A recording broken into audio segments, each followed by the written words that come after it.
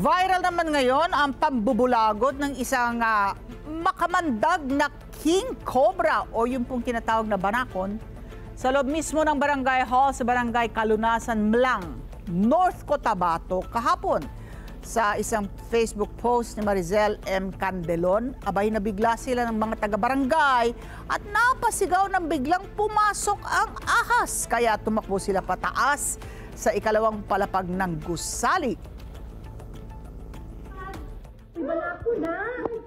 Sarado! Uy, wala na! Bati maadto sa sa gawas!